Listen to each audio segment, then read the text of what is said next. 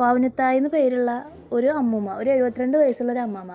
ആൾ പണം പലിശയ്ക്ക് കൊടുത്തിട്ട് ഡെയിലി അതിൻ്റെ കളക്ഷൻ പിരിക്കാറിറങ്ങും, പലിശ പിരിക്കാറിറങ്ങും. അപ്പോൾ ഈ അമ്മാമ്മ വരുന്ന കാണുമ്പോഴേക്കും എല്ലാവരും ഓടി വിളിക്കലും ഇത് എവിടെ വെച്ച് കണ്ടാലും കുത്തിന് പിടിച്ച് മേടിക്കും. അങ്ങനത്തെ ഒരു ടൈപ്പാണ്. ഇപ്പോൾ സൗണ്ട് തോമയിൽ സായികുമാർ ചെയ്തിരിക്കുന്നൊരു ക്യാരക്ടറില്ലേ, പലിശ വാങ്ങിക്കാൻ പോണതും പലിശ തന്നിട്ടില്ല എന്ന് പറയുമ്പോൾ മീൻ ഇങ്ങനെ റാഞ്ചിക്കൊണ്ട് പോകുന്നതും അതുപോലത്തെ ഒക്കെ ഭാഗങ്ങളൊക്കെ ഇതിലുണ്ട്. അങ്ങനെ നടക്കുന്ന ഒരു അമ്മമ്മ. നാട്ടിലുള്ള ഒരാൾക്ക് പോലും ഇതിന് ഇഷ്ടമല്ല. ഇതിൻ്റെ മക്കളൊന്നും നാട്ടിലേ ഇല്ല. മക്കളുടെ കാര്യം തുടക്കത്തിൽ പറയുന്ന പോലും ഇല്ല. ആകെ ഒരു മോളാണ് കൂടെ ഉള്ളത്. മോളും പേരക്കുട്ടിയും ഭർത്താവായിട്ടൊന്ന് പിരിഞ്ഞ് നിൽക്കുകയാണ്. അങ്ങനത്തെ ഒരു സിറ്റുവേഷനിൽ നിൽക്കുന്ന സമയത്ത് എല്ലാവരും ഇതിനെന്തെങ്കിലും പറ്റാൻ വേണ്ടി പ്രാർത്ഥിച്ചുകൊണ്ടിരിക്കുക. നല്ലവരെത്ര പേര് പോകണം, ഇതിനൊന്നും പറ്റുന്നില്ലല്ലോ എന്നുള്ള രീതിയിൽ. അങ്ങനെ ഇരിക്കുന്ന ടൈമിൽ ഈ അമ്മയ്ക്ക് പെട്ടെന്ന് വയ്യാണ്ടാവുകയാണ്. അങ്ങനെ വയ്യാണ്ടാവുന്ന സമയത്ത് മക്കളൊക്കെ വരും. ആ ടൈമിൽ ഒരാൾ വന്നിട്ട് പറയാണ്, ഈ പവനുത്തായി എല്ലാ ആഴ്ചയിലും മിനിമം 1 ഗ്രാം ഗോൾഡെങ്കിലും ആളുടെ കടയിൽ നിന്ന് വാങ്ങാറുണ്ട്. കഴിഞ്ഞ ആഴ്ചയിൽ 160 പവൻ ഗോൾഡ് ഈ പവനുത്തായി വന്നിട്ട് അവിടെ നിന്ന് പർച്ചേസ് ചെയ്തിട്ടുണ്ടായിരുന്നു. പാവം, അതിനിങ്ങനൊരു അവസ്ഥ വന്നല്ലോ എന്ന് പറഞ്ഞിട്ട് പോവാണ്.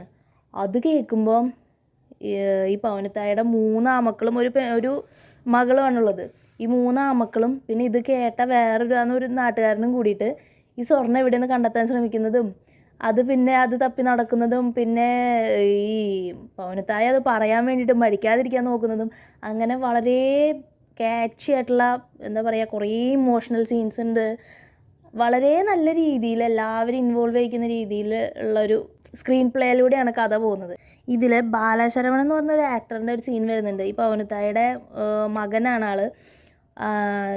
ഈ ഹോസ്പിറ്റലിലെ ബില്ലും പ്രശ്നങ്ങളും കാര്യങ്ങളൊക്കെ കാരണം ഇനി എന്താ ചെയ്യാന്നൊരു പിടുത്തമില്ലാണ്ട് പുള്ളി ഇറങ്ങി പുറത്തിരിക്കുന്ന സമയത്ത് വേറെ ഏതോ ഒരു ഫാമിലി, ആ ഫാമിലി ഇതുപോലെ വയസ്സായ ഒരു അമ്മാമേനെ ആംബുലൻസിൽ കിടക്കുന്നവരിത് കാണുമ്പോൾ ആൾ ചെന്നതിൽ ഇടപെടുന്നതും കാര്യങ്ങളൊക്കെ ഉണ്ട്.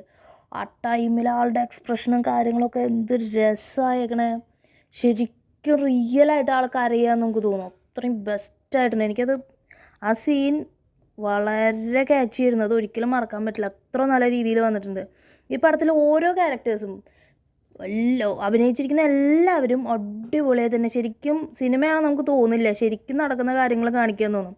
അത്ര നല്ല രീതിയിലാണ് തീർത്തിരിക്കുന്നത്. പിന്നെ ഇടയിൽ വരുന്ന നല്ല കോമഡികളുണ്ട്. ഇതിൽ ലാസ്റ്റ് ഇൻ്റർവെല്ലിന് ശേഷം വരുന്നൊരു ട്വിസ്റ്റ് ഉണ്ട്, അത് അടിപൊളിയായിരുന്നു.